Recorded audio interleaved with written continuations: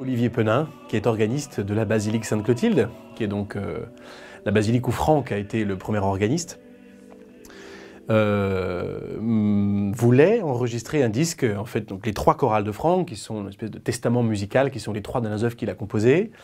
Et il voulait rajouter à ça, vu qu'on se connaît très très bien et qu'on partage beaucoup de nos conceptions musicales, travailler ensemble autour donc, de l'orgue et des pièces pour chœur et orgue. Donc on a décidé de faire ce disque avec les fameux trois chorales de Franck, et puis des offertoires, des pièces qui sont données maintenant, qui étaient destinées à la liturgie, mais qui sont maintenant destinées aussi au concert, et de mettre en regard cet hommage à Franck avec deux pièces de musique contemporaine de Stéphane Delplace. Il y a une véritable dynamique dans la musique de Franck, musique parfois mal aimée, mal comprise. Il est vrai qu'il faut prendre un peu de temps pour aimer cette musique, d'une richesse réelle, profonde. Et l'idée, c'est de montrer une vision peut-être plus dynamique, avec, en même temps, il y a une véritable relation de camaraderie avec Marc, on s'apprécie beaucoup, et de montrer qu'il y a toute une dynamique, toute une énergie qu'on a voulu mettre dans cette musique, qui est parfois, enfin, selon nous, mal aimée injustement, puisque c'est une musique avec beaucoup de relief, et il y a beaucoup de choses à faire dans cette musique. Les choix ont été compliqués à faire.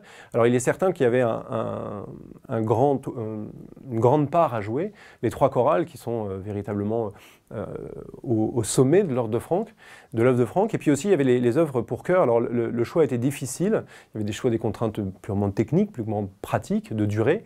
Et puis aussi après on a eu la chance d'avoir des possibilités de choisir, puisqu'il y a, selon les goûts de Marc et de moi-même, puis qu'est-ce qui aussi mettait le plus en valeur les voix, ce qui mettait le plus en valeur l'orgue, et qui nous permettait d'exprimer une grande palette de l'œuvre de Franck, de l'orgue, et puis aussi des voix qu'on a la chance d'avoir dans cet ensemble basilical.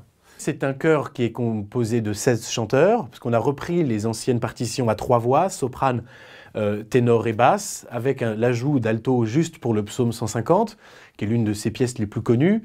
Et finalement, le but était par contre d'essayer de trouver une nouvelle couleur à cette musique. Cette musique, comme je le disais tout à l'heure, est une musique beaucoup plus chantée par les maîtrises, donc des voix d'enfants, des voix blanches. Mais finalement, cette musique issue justement de cette tradition assez opératique ou populaire, profane, on voulait justement faire ça avec des chanteurs, avec des voix entre guillemets, j'ai bien entre guillemets, travaillées, c'est-à-dire des voix lyriques, voilà, et de respecter l'écriture idiomatique de la voix avec son amplitude.